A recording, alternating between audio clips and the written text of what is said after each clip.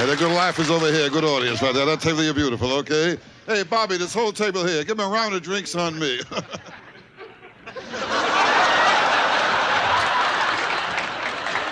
We have our next fella coming on here, okay?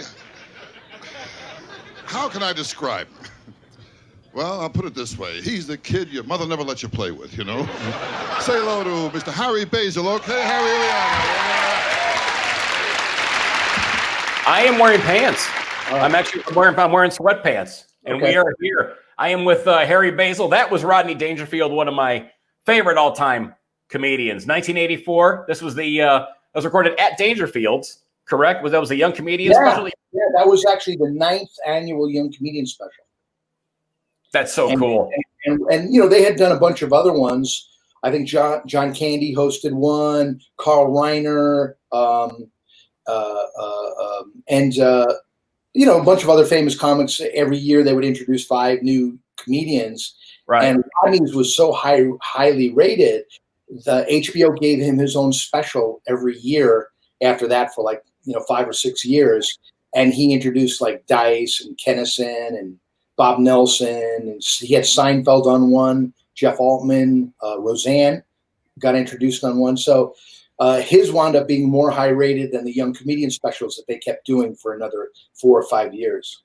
I loved watching those things from years ago. It's so funny. It's so funny to get a chance to. I mean, this was 1984. I graduated high school. This is when this was taped or filmed, which is crazy. When did you start doing comedy in '83? So a year before. This is the first televised thing I did. So it was pretty exciting. Do you remember now? Okay, you said. Do you remember when HBO came on the air and the first special was Robert Klein? And I remember a buddy of mine, Scott Merkel, in Bergenfield, New Jersey, had HBO, and we're watching the very first comedy special with Robert Klein, and that's where he did. You know, well, obviously he did the bit "I Can't Stop My Leg" with the harmonica, and he's going, "This is cable TV.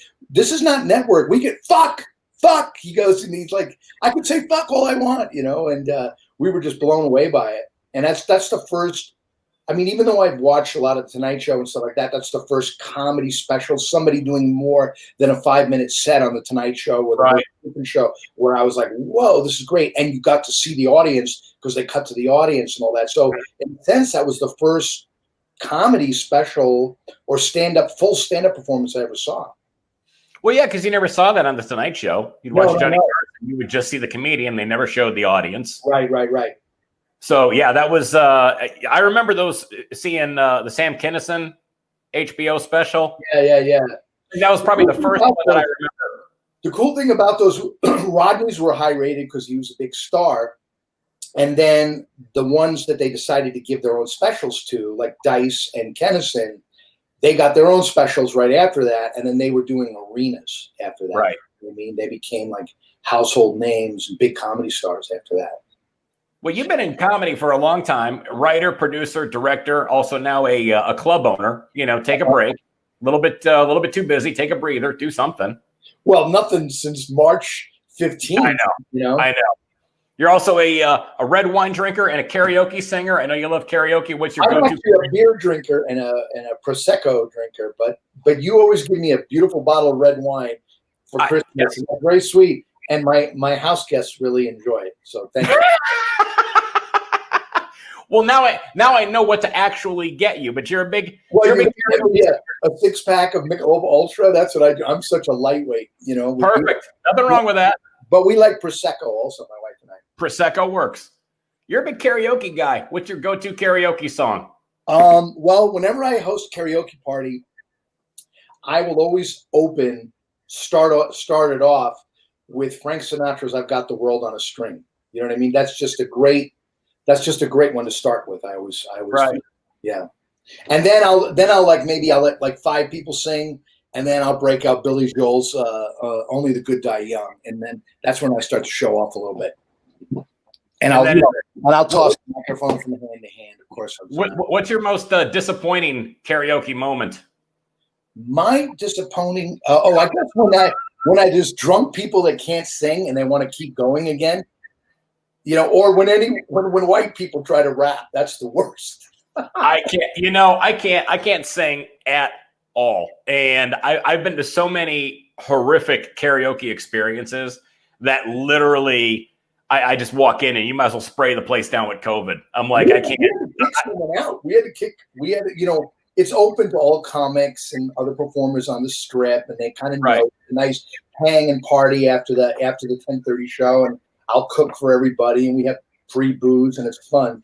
And there was this one comic, I'm not going to say his name, but Dom Irrera was the headliner that week, Dominic Irrera. And Dom loves to do karaoke, and he loves to have like a select group, the people that he knows. This guy wouldn't stop badgering Dom, and the guy was getting drunker and drunker, and the guy could sing, which always impresses me. So I'm like, oh, this is cool. The guy, I don't like his stand-up, but he's a good singer, And he started getting so drunk, and he started pawing Dom, and he would lean in his face, and it was almost like he was doing Jeff Altman's drunk character, like, "Hey, baby, look, I love you" on that special, and Dom pushed him away, and then Dom used his foot against his chest and said, "Get the fuck away from me." And I said, "Look, you got to leave." And the guy didn't get it. You know what I mean? He just wouldn't go. I said, this is really getting uglier and uglier by the minute. So it's the first time we ever kicked anyone out of green room karaoke. That's bad. When you get kicked out of green room karaoke, that's got to be a low point in your life. Make no mistake. Yeah. By the way, you know what? If you Google you, I Googled you, and according to this one website, you are, because it says one of the searches on there says Harry Basil net worth. Those are bullshit. $140 million, according to this website. $140 million, you cheap bastard. Oh my God! Yeah, that's great. That's hysterical. Drinking 6 packs of Mick Ultra. You should buy a distributor. What's wrong with you? That is so way off. Oh my God! You've been. Are you sure? What's that? Sure it isn't hundreds, and you might be. No. It's the website here is it's networthroll.com, and you type in your name, and the magic is right there. That's fake news. That's fake news. That's the fake news. That's your best Donald Trump right there. That's the fake news about you being worth $140 million. You're a comedian. I have a couple of friends who wrote. They write the roasts. The Comedy Central roast, and they actually were the head writers on the Donald Trump roast. And all he cared about was the numbers. Like if they wrote a great joke, and it says something about being worth 2.5 million, and then there was a punchline, he would correct them and say 3.5. He would always up it. So that's all he cared about was like numbers. Like if he said, and the 50-story Trump Plaza, but no, it's 65. Like he would just add numbers. That's all he cared about. So funny. That is funny. You've been you're a comedian. You also been into movies your whole life, really. I mean, you grew up in Bergenfield, New Jersey. I read that you were in movies in your neighborhood when you were 17 years old. I started making movies when I was 11. My father moved out, left my mom with 5 kids, but he left the home video camera in the closet. So I'm like, all right, it's mine now, And got batteries for it and found out how much film cost. So I started making movies like, when I was like 11. I did a Matt Helm movie. I just transferred a bunch of them from Super 8, digitized them the other day, like that. And I haven't seen them in like 20 years. But we did like The World's Greatest Athlete, The $6 Million Man, a bunch of 4 different Army movies. And then when I was in high school and there was a filmmaking course, one of the art classes was filmmaking. Then, I learned more about technique and camera angles and storyboards and stuff like that. So from 17 on, I was, I would always have a summer movie and a winter movie that I would make. And one of them was Jaws 3, which is on YouTube. You can find it, Jaws 3 Landshark. And I got an A+ on that, and I entered it in the film festival, the New Jersey Institute of Technology, and Otto Preminger was one of the judges, and I came in second place, and I got an award by legendary filmmaker Otto Preminger. So that was pretty cool. And then kept making movies. even after I graduated high school and I still lived in Bergenfield for a while, we would always make a movie like a year or something like that. And all my friends would be involved and we'd find locations. And, we used the Palisade Cliffs a lot, which back in the 20s and 30s was like the first Hollywood. They made a lot of movies on the East Coast, and they used the Palisades Cliffs. And we found a couple of areas that looked like Dracula's castle. There were all these cobblestone tunnels with archways, and it looked like corridors to Dracula's castle. So we used that in a big epic called Count Meshuggah, which I shot in black and white.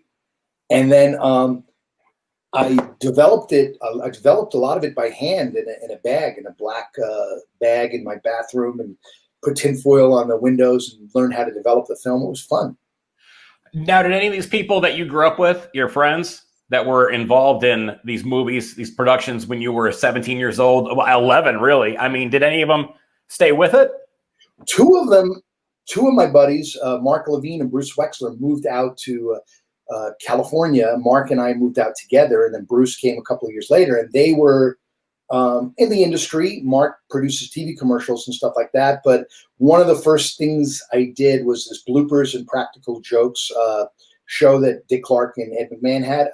They let me make a bunch of movie spoofs on that, and Bruce and Mark are both in it, and they helped me with it, a lot. Now, what made you go out to LA as opposed to just going up the road to New York? Hollywood, just excited about going to California and, trying to make it in Hollywood. And it was tough because my mom counted on me to help, support the family. My little brother and sister were like maybe 10, and my middle sister was like 14, 15.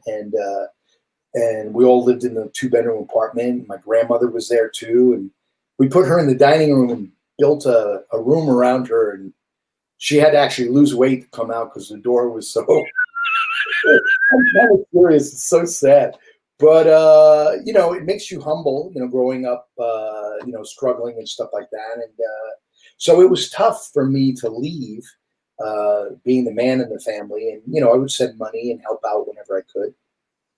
But I mean, so you get out of school, and then you head to. I got out of school, and then I stayed in New Jersey, and I worked as a waiter, and I took acting classes in New York.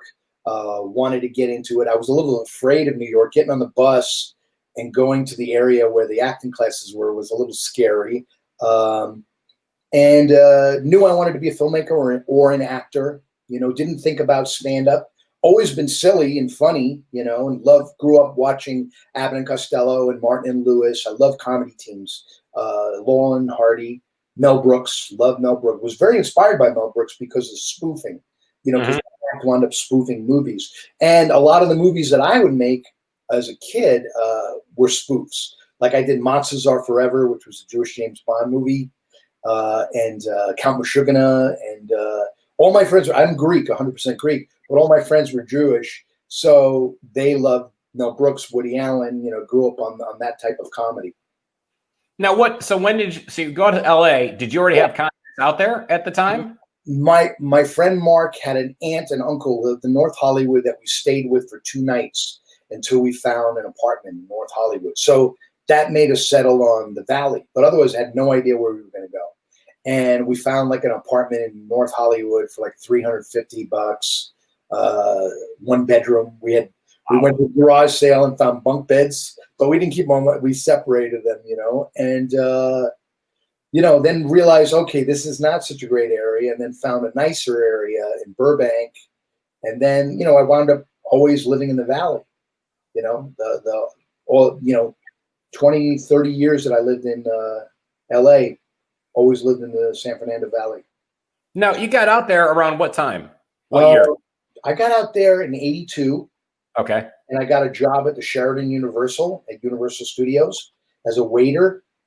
So I'd see a lot of movie stars. A lot of movie stars would stay at the Sheraton while they were working, on the back lot of Universal. And Telly Savalas was like a mainstay, because he had a contract with Universal Pictures because of Kojak. And sure. His mom lived in the hotel, and in the coffee shop, you'd see this table and it looked like a bunch of gypsies. It was all these old Greek women, and Telly Savalas's mom was there every day, and she had her shawl, and she had like a spinal thing, so she was kind of hunched over on the table like this. And she was a beautiful woman. She was an artist, and Telly would always come like once a week and swing by. But all the relatives were there, and they found out I was Greek, and so I kind of like, whenever I was on, I would always like take care of them, be their waiter. And now, she used to ask the waiters to open up a fresh can of tuna for her because she liked mayonnaise, but not a lot.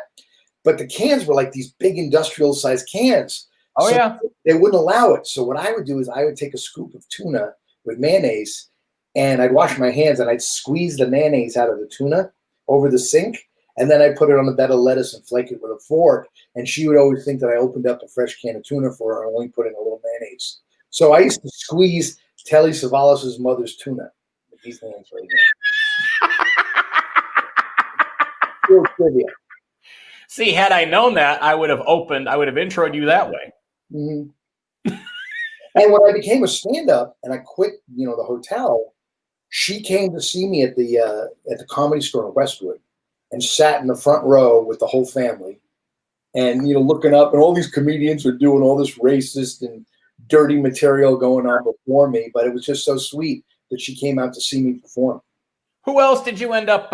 Any other memorable people that you ended up dealing with? I waited on Mr. T at the height of his 18. Yeah. He goes, right. Oh, cantaloupe, there is in it 2 halves. I waited on Ricky Schroeder. When he was on Silver News. And then I waited on Joe Cocker, and I didn't know it was Joe Cocker. So I had this is very rude, but I used to, if somebody spoke to me with an accent, I would answer them back with an accent. So Joe Cocker is like ordering, and then I start talking back to him like this. And he goes, "You're making fun of Joe Cocker." But anyway. Now, you started your act in LA at the Comedy Store, from what I read, correct? Yeah. Now, you have anybody that has seen your act knows you're extremely animated, very costume driven, very music cue driven. Did you always have the act that you have now when you started off? Well, this is what happened. When I went to the Comedy Store, I had never, and I would pay to get in. I would go on Friday, Saturday night. I watched the pros. So I would see guys like Jeff Altman, Jim Carrey, Dice, Gary Muldeer. Mitzi Shore liked variety acts. So there were always impressionists or prop comics or guitar acts on the lineup. You don't see that much today. If you were to go to the Comedy Store now in Hollywood, you're going to see a lot of big stars, but you're not going to see variety acts. It was very, very big in the 80s. And so I got inspired by watching Dice. I said, oh, he's doing impressions. I could do impressions. He's doing Al Pacino, or he's doing De Niro, and I'm like, so I was, not that I was stealing anything, but it just inspired because I knew I could do that type of stuff. And then I saw Jim Carrey using music, and he would like maybe do Tim Curry from a Rocky Horror Picture Show. And he'd use this, I guess he found a karaoke song, or had, probably not then, because I don't think karaoke was popular in the US yet, but he would probably hire a musician and say, hey, I want a track to do this song. And then he would have it on cassette tape. So I was like, oh, wow, I like that. I like that style. So Indiana Jones was very popular. And the first bit I did was this Raiders of the Lost Ark spoof, where I had a leather jacket and I sewed big spiders on it, and I had the hat and the whip. And I would just hum the music. I didn't even really know about soundtracks. I wasn't into music. I didn't have a record player, wasn't into music as a kid. So the first bit I did was this Indiana Jones thing, and then I would go into some other jokes and impressions. And I auditioned for Mitzi, and she liked it, thought it was funny and cute, and then hired me as a doorman because I needed a job. So I was a doorman and a runner during the daytime.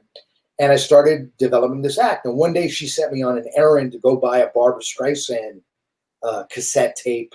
at what is it? What's that famous music store on Sunset Boulevard? Tower Records. Yeah, it's like legendary, right? So it's right near the Roxy and the Whiskey and that whole stretch where all the rock and roll people hang out. So I go in there and I'm finding the Barbra Streisand cassette, and I see something that says soundtracks. And I step down this aisle and I start seeing all of these movie posters on these albums. And I just had this epiphany, and I started to write my act. It was almost like that shot in Jaws where the little kid's getting eaten and the camera moves in and pulls back on Roy Scheider at the same time. Right. And I started grabbing all these albums like Risky Business and Rocky and Flashdance and Superman. And I said, oh, I could do this. And I just started picturing the bits that I was going to do. And Laura, my wife, was just my friend at the time. She had a stereo with an LP, and these are all LPs I'm buying, not cassettes. I'm buying Sure. Yeah. And she had a cassette player that you could record onto whatever you're playing off of the record player. So I have one of those. I would cut this music, and I go, oh, I'm going to open up with James Bond, and then I'm going to go into Superman. You know what I mean? And I would play the part of the music that I want, and I hit record, pause, and I cut all this and made the costumes, and then went down and did it one night with music, and it just destroyed. And Mitzi was like, "You're not the runner, you're a fucking headliner." And then next thing I know, that weekend I'm in the main room, and I'm doing both shows in the main room, both shows in the OR. And then like a month later, Vegas opened. So the next thing I know, I'm in Las Vegas, and I'm closing the show in Vegas.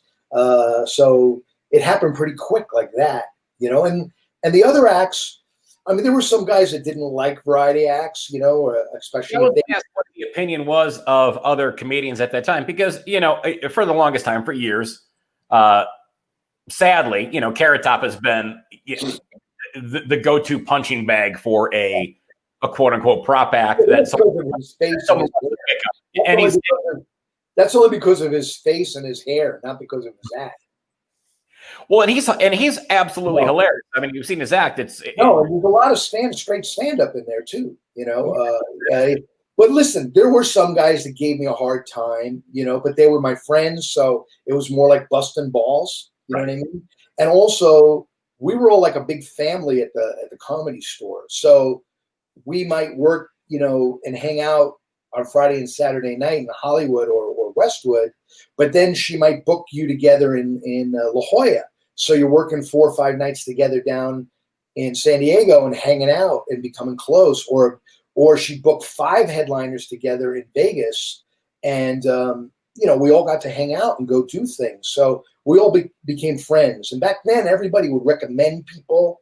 You'd get jobs because somebody would say, "Oh, you should go see this guy." You know, I mean, I got the movie Peggy Sue Got Married because Louis Anderson and Paul Rodriguez were in a movie called Quicksilver, and the casting director Penny DuPont said, "I'm looking for some comedians that can act. Who should I check out? Who's the new guys?" And both of them said, "Oh, you should see Harry Basil." And then I get this call. My agent gets this call, and I'm going up for this Francis Ford Coppola movie. And I found out it was because of Louis and Paul. They recommended me. So that was kind of cool back in those days. You know, everyone would look out for each other. When Louis started to become famous, I would open for him on the road. You know, there were other gigs that you would get. Today, it's kind of hard to recommend somebody because if somebody fucks up, then you're like, it could hurt you because you vouched for a guy, you know? Yeah, my personal line on this, and another good friend of mine does this as well. It's like, if I'm going to recommend somebody, you know, I need to not only work with them, I need to work with them for a week. Right. I just see who they are on and off stage. What's that? Out here in Vegas, though, it's a tight-knit community of Vegas comics. And I noticed that everyone kind of looks out for each other or offers gigs and stuff like that, which is pretty cool. And it reminds me of the way it was back in the old days in Hollywood, you know, because there weren't a lot of road gigs, you know what I mean, back then. No, what? And I think now it's like I have zero issue recommending somebody who's funny. I mean, it's like I'm not worried about me losing a gig because I recommend somebody else. I mean, some people get so territorial. Yeah. About things like, oh, well, if I recommend. Listen, I'm not going to like not hire a guy because he recommended somebody, but everyone's just afraid. But I won't listen to a recommendation again. I'll go, man, you said this other guy was great. I don't know if you owed him a favor or something, but he got booed. Yeah.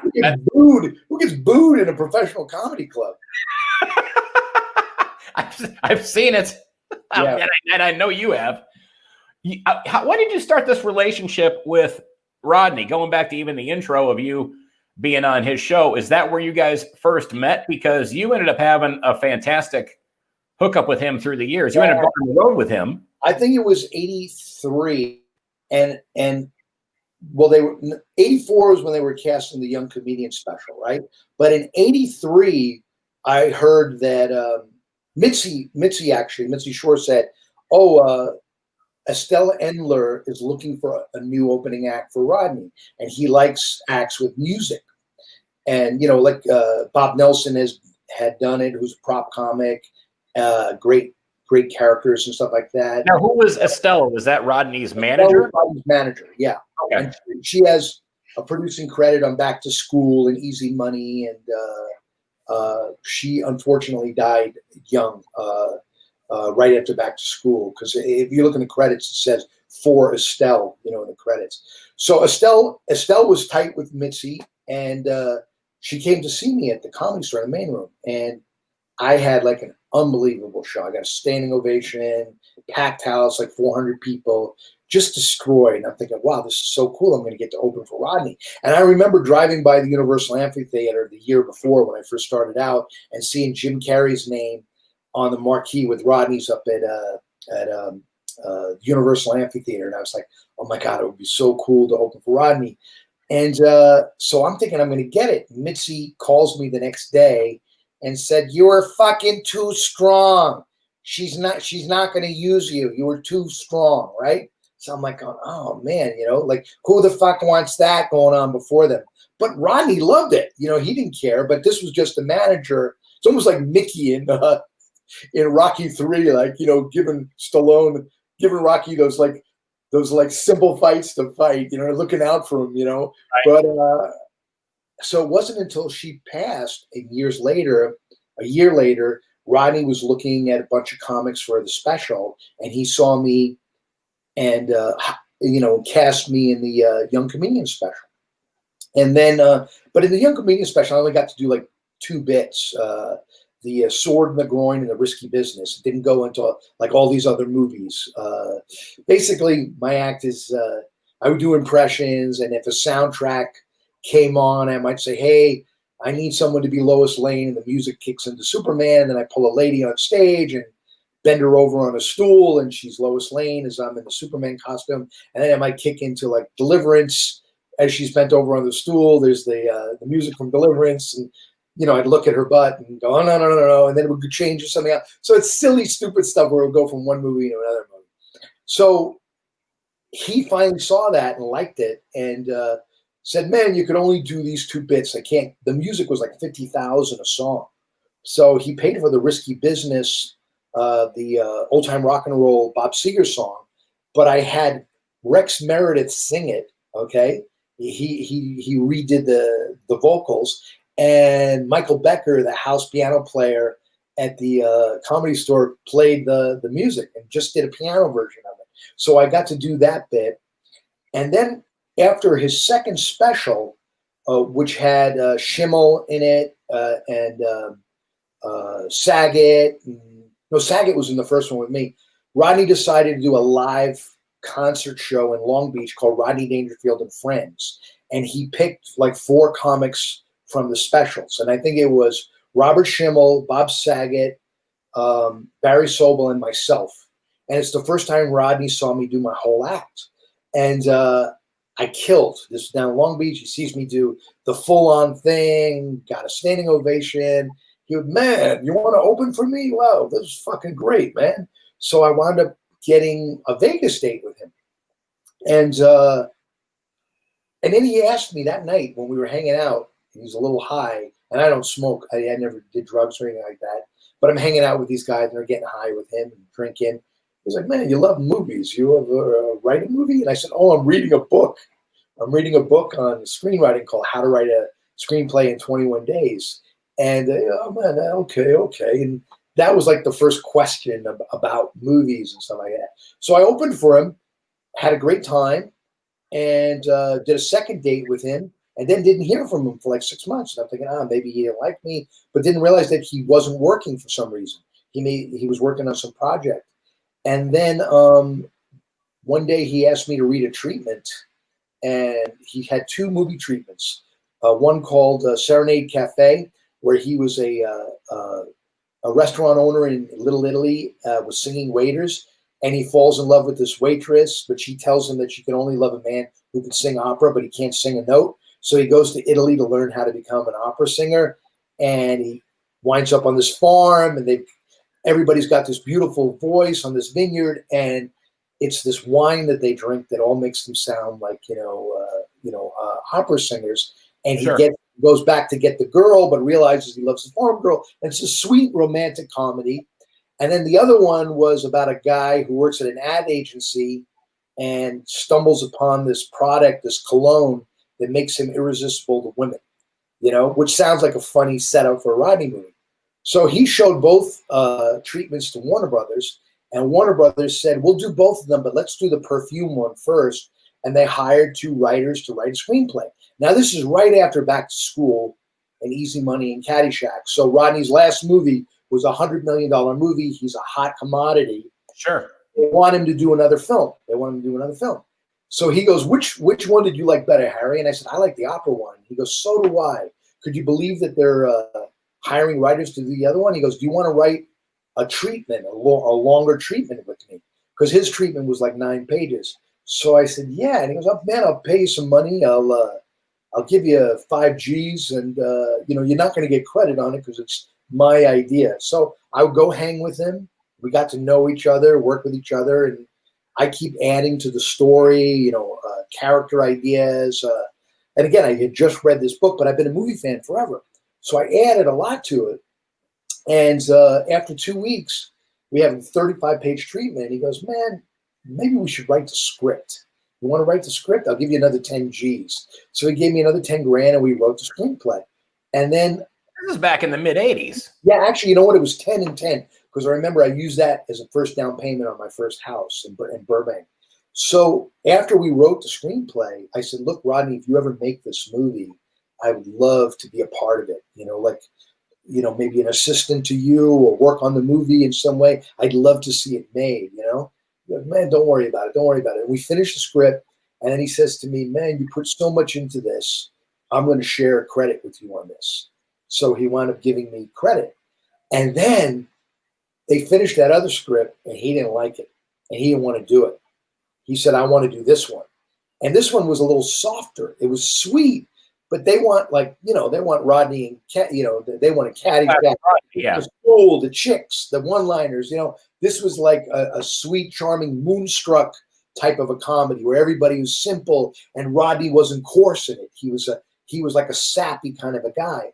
So that they didn't want to do it. And he backed out of that movie. And I remember the screenwriter was like going to get married. And if the movie got made, that screenwriter probably would have seen 100 grand or something like that. And he wrote a letter to Rodney, begging Rodney to do the movie. And I'm like, man, what the fuck am I going to do? I don't want to do it, right? And then the father of the screenwriter wrote a really sweet letter. And it was really heartfelt, like, please do this movie. It's going to start my son's life. Man, what the fuck? I'm going to do this movie so this guy could buy a house. So, but Rodney felt guilty, about it, but he didn't want to do it.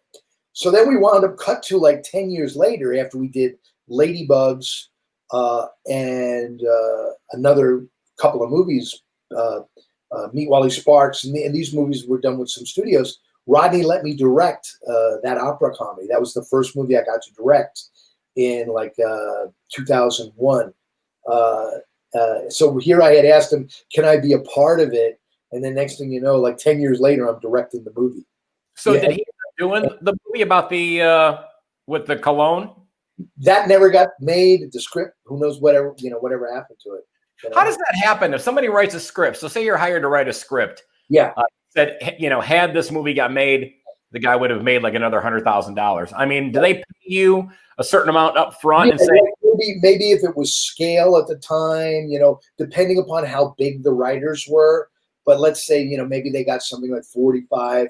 They get a certain amount to start it, a certain amount to turn in the first draft. Then they get studio notes, and then they do another pass, and then they'll polish. Now, if the studio decides, hey, we don't want to stick with the same writers, they may go off to somebody else.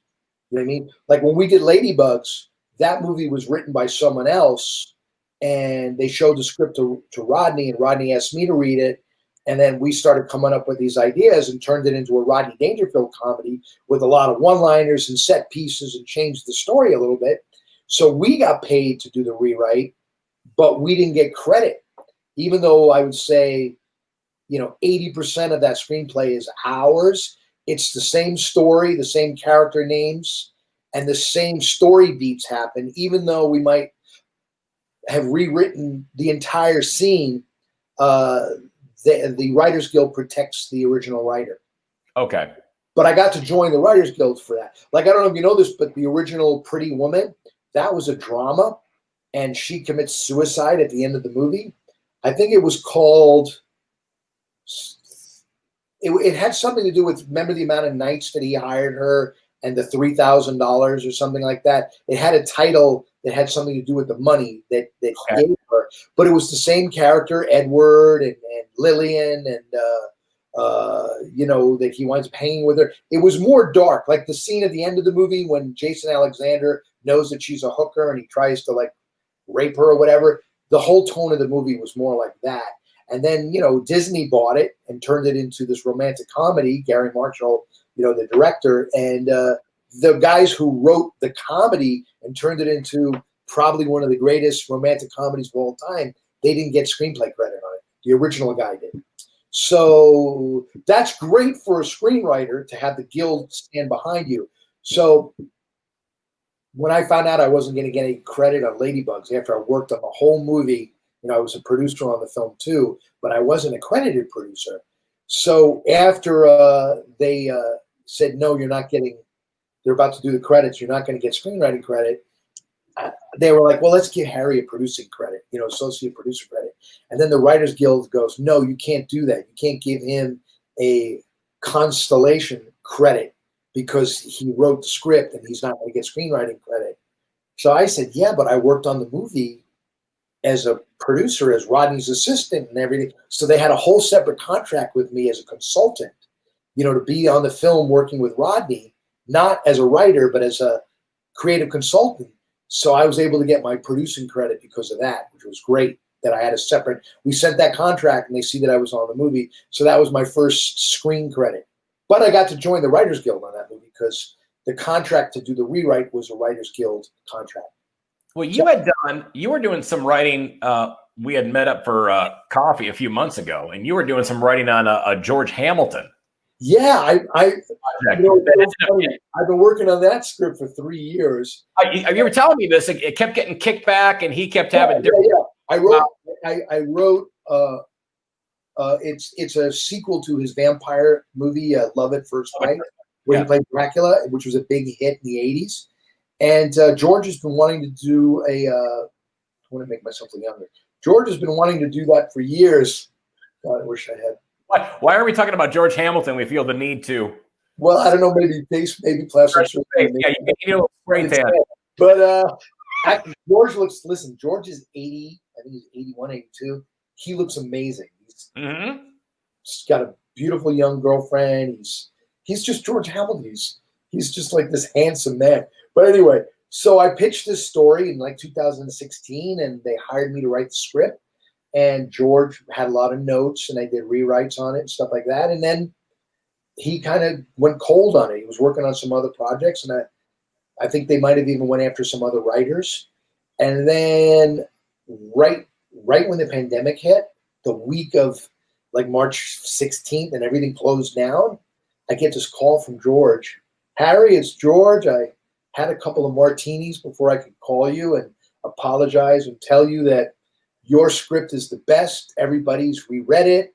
Everyone thinks your script is the funniest, and we want to hire you to do another little pass on it. So I got hired to do another pass on the script, which was great, especially since everything shut down and there's no money coming in. So they're shopping around right now. You know, I don't know if I'll be, you know, I'd love to be a part of it. Hopefully I get to be a producer. I'd love to direct it, but whatever it takes to get it made, you know, it's a really sweet, funny comedy, and George will be perfect in it. And the way we explain how he has aged, because Dracula is an age, he stopped feeding on virgins. So Dracula gets older because he doesn't feed on virgins anymore. I mean, look, if you look at Bram Stoker's Dracula, you know, with Gary Oldman, when Keanu Reeves as Jonathan Harker goes to see Dracula looked like he was 100 years old.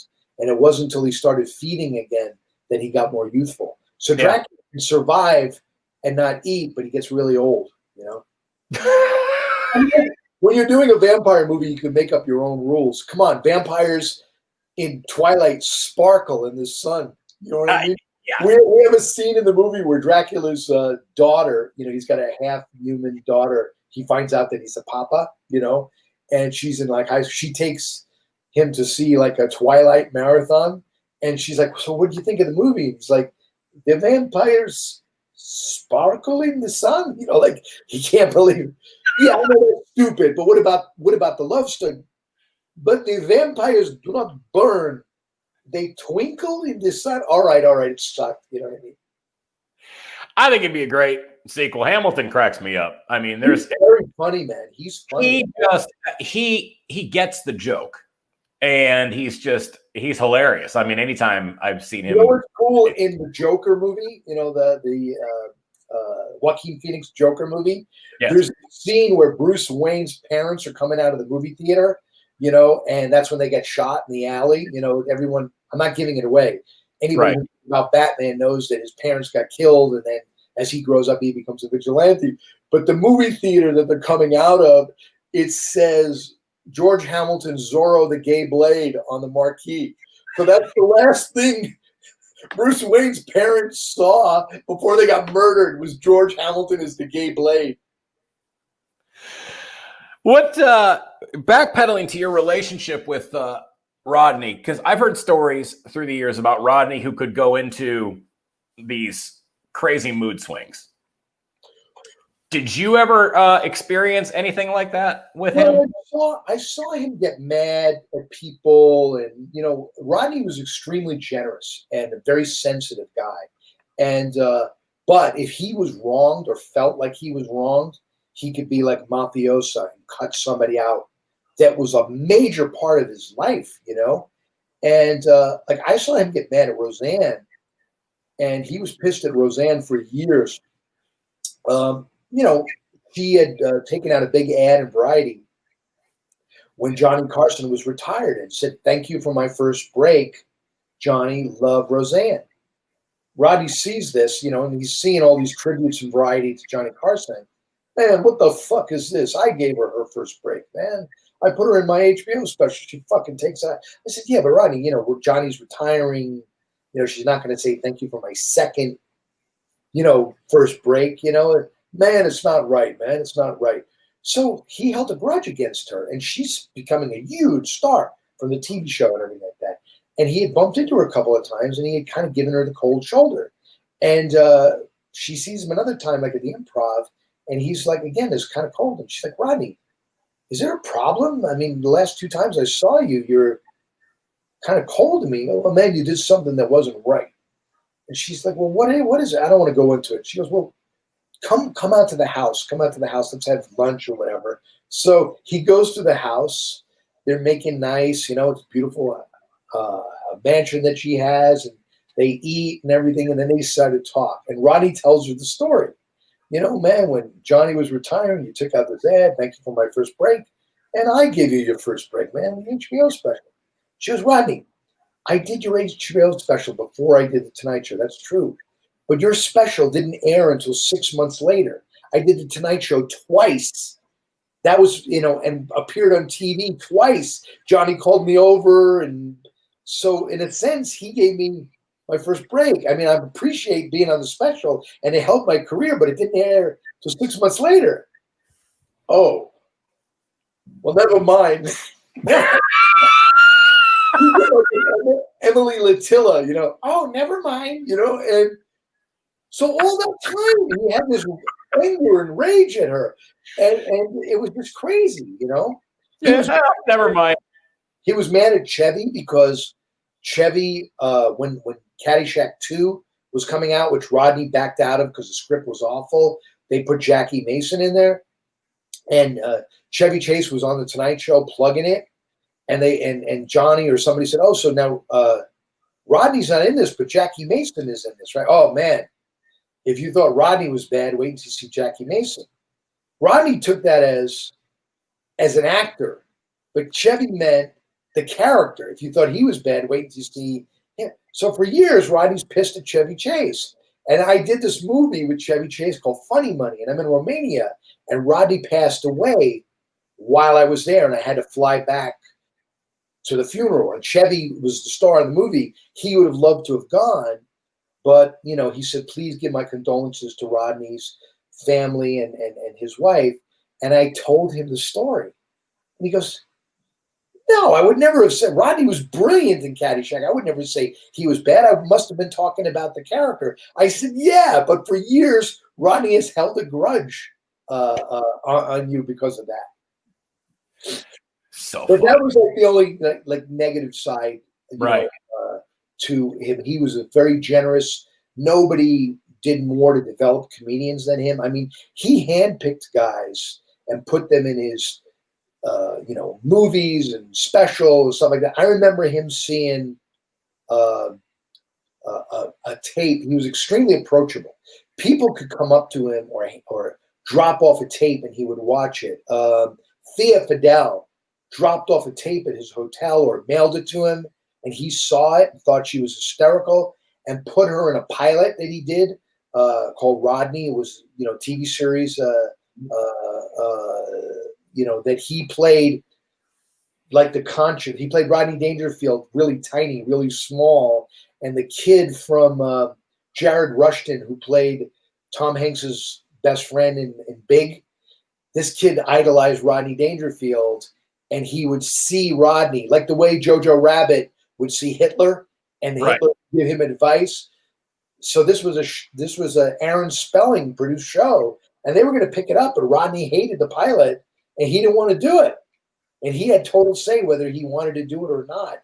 And they were going to order like 8 episodes or something. He just didn't like it. But he gave Thea Vidal an acting role and put her in one of his specials just because she dropped off a tape and got a tape to him, right? I remember him looking at a tape of Otto and George and thinking it was hysterical. And he was like, "Man, I wish I had a special. I wish I had a movie I could put this guy in." Like, that's where his mindset went. He saw some talent and goes, "I wish I could do something with him," That's so cool seeing that level of cool. Yeah. generosity and and just care towards other people in the craft. It's always good talking to you, my friend. This is I can't wait to do this in person, get back on stage. You are often at the Laugh Factory in Las Vegas, and of course up in Reno as well. You do some road gigs from time to time. Yeah. But you know what? I'm going to have to rewrite my act because I can't be pulling people on stage and touching them and stuff like that. So I don't think I'm going to book myself as a headliner anymore. I'll book myself as a feature and just do 20 minutes to just do my impressions. You know what I mean? But I can't like go, "Hey, let me pull this lady up on stage and put a mask on her and do all the bits that I do." Not until this thing completely goes away. The exciting news is the Tropicana is opening tomorrow. Even though we're not open, I'm just happy that the hotel's opening, and we'll see what happens. Maybe when the governor allows, crowds of 50 or less, maybe we'll try, opening then or do an outdoor show or something. Right. So I'm looking forward to going down to the property and looking around and thinking about what we can do. But, obviously it's got to be safe. And they still haven't opened bars yet. So that's the first step.